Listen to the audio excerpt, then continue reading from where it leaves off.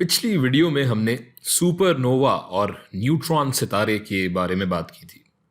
इस वीडियो में हम बात करेंगे ब्लैक होल्स के बारे में। ब्लैक होल इस कायनात की पुरस्रार तरीन चीज़ों में से एक है।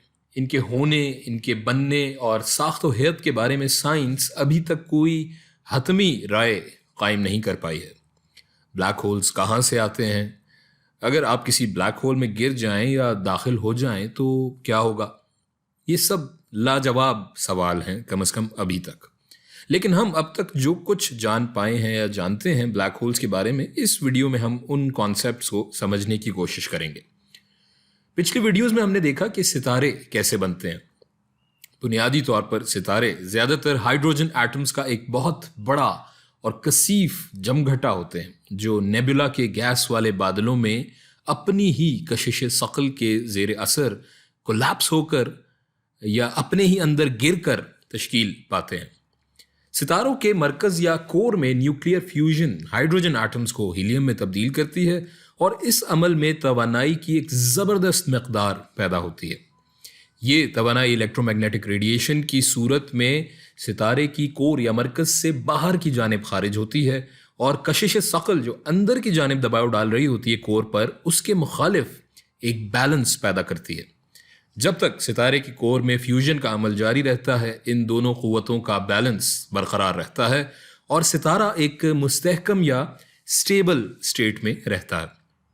लेकिन ऐसे सितारे जो बहुत बड़े या मैसिव साइज के होते हैं, मसलन हमारे सूरज से 9 से 20 गुना से भी ज़्यादा मैस या कमियत अपने अंदर समोए हुए, उनकी कोर में दर्जा हरारत और प्रेशर इतना बढ़ जाता है कि यहाँ हेवी एलिमेंट्स या भारी अनासर की फ्यूजन शुरू हो जाती है और ये फ्यूजन का अमल हीलियम से कार्बन, कार्बन से नियॉन, नियॉन से ऑक्सीजन, ऑक्सीजन से सिलिकॉन और सिलिकॉन से आकर आयरन पे रुक जाता है, क्योंकि आयरन की फ्यूजन से कोई तवानाई पैदा नहीं होती।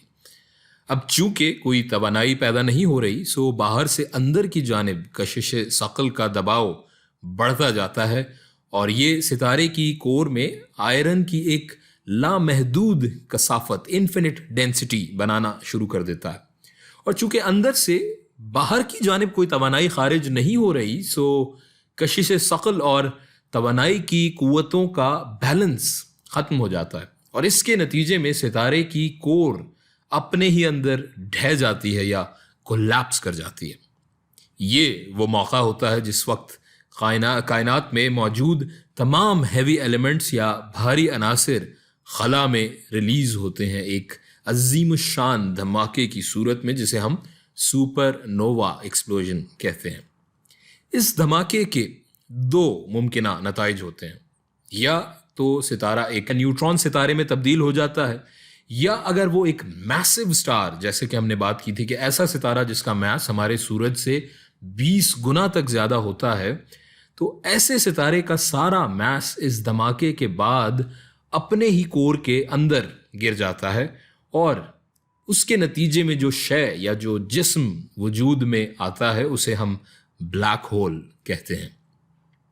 ये ब्लैक होल दरअसल एक लामहदूद कमियत या इन्फिनिट मैस होता है जो एक इंतहाई छोटे से नुक्ते में समा जाता है, जिसे हम सिंगुलैरिटी कहते हैं।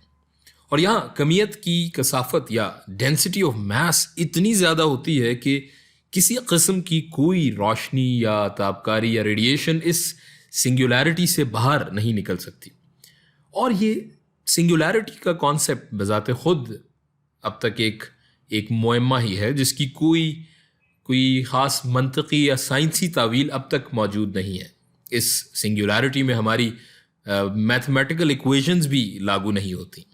खैर, ब्लैक होल पे वापस आते हैं। ब्लैक होल को जब हम देखते हैं तो ये हमें एक स्याह दायरे या गड्ढे की सूरत नज़र आते हैं, लेकिन दरअसल हम ब्लैक होल को देख भी नहीं सकते।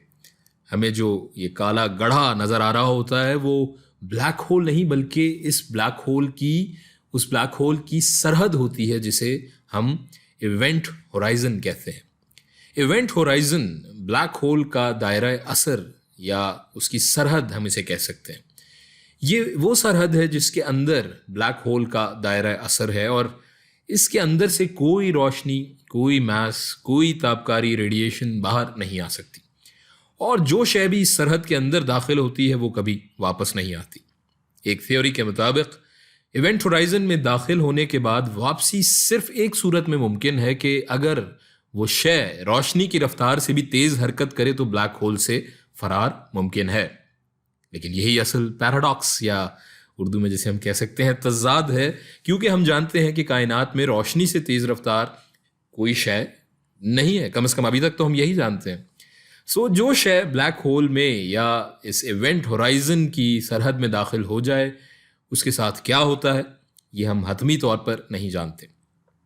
क्रिस्टोफर नोलन की एक मार्कतुल आरा फिल्म है इंटरस्टेलर, अगर आपने देखी हो तो उसमें ऐसी एक सूरत हाल हमें नजर आती है नियर द क्लाइमैक्स, जब एक स्पेसशिप एक ब्लैक होल के इवेंट होराइजन के पास से गुजरती है और उसमें गिरने से बाल बाल बचती है।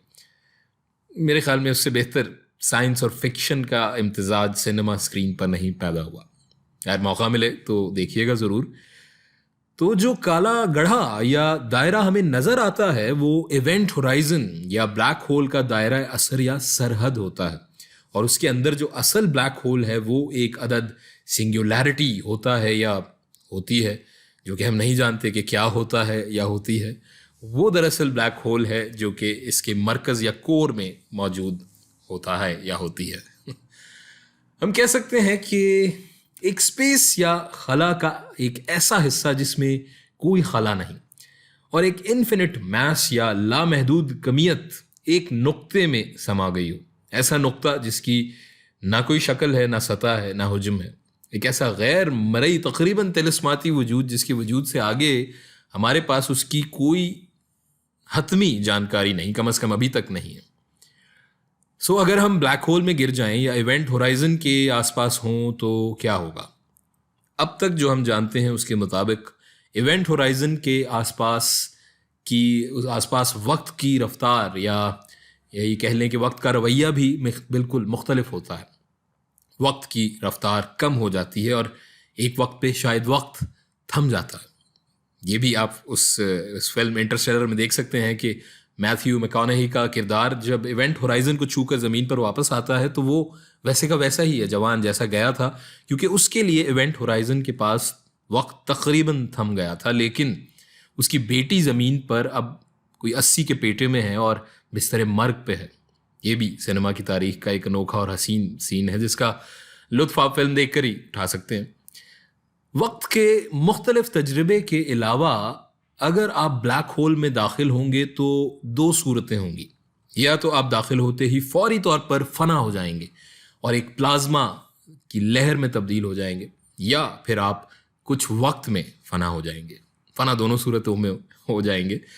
इस बात का दारोमदार इस बात पर है कि आप किस साइज के ब्लैक होल में दाखिल होते हैं और ब्लैक होल के मरकज़ या सिंगुलैरिटी से आप कितने दूर हैं।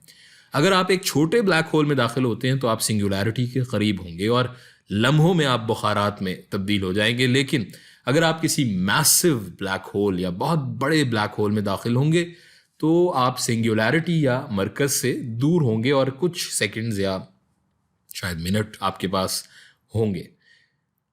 अब ये यहाँ कुछ ब्लैक होल्स की तस्वीरों की अक्कासी है जो हमें नासा की वेबसाइट से मिली हैं, और अगर हम इन्हें देखें तो यहाँ जो ये काली शय नज़र आ रही है इसे हम ब्लैक होल कह सकते हैं, और इसके मरकज़ में वो हिस्सा है जिसकी लामहदूद कसाफत या इन्फिनिट डेंसिटी है, यानी सिंगुलैरिटी। और ये जो काली शय है ये असल में इवेंट होराइजन की हद है, और हम जो इसके अतराफ़ में देख रहे हैं, जो ये हमें चीज़ नज़र आ रही है, ये मवाद या ये मैटर जैसे जैसे इसके करीब होता जा रहा है ये तेज़ी से इस ब्लैक होल की कशिश सकल में खिंचता जा रहा है। और जैसे जैसे ये इवेंट होराइजन के करीब होता जा रहा है और ये मज़ीद करीब होगा इसके, तो हम इसे फिर देख भी नहीं पाएंगे। और ये दूसरी तस्वीर एक सितारे की है जिसे ब्लैक होल आहिस्ता आहिस्ता निगल रहा है, और आप देख सकते हैं कि ये ब्लैक होल के कितने करीब है, और इसमें जो मैस पीस की समत जाएगा ये ब्लैक होल उसे अपनी तरफ खींच लेगा, और ये तस्वीर इसकी बेहतर मिसाल है। ये सितारा यहाँ पहले ऐसा है और जब एक बार ब्लैक होल की जद में आ जाता है तो ये तबाह होना शुरू हो जाता है, फना होना शुरू हो जाता है और ब्लैक होल इसका सारा मास निगल लेता है। और एक बार ये इवेंट होराइजन के अंदर चला जाएगा तो फिर हम इसे देख भी नहीं पाएंगे, कभी नहीं देख पाएंगे।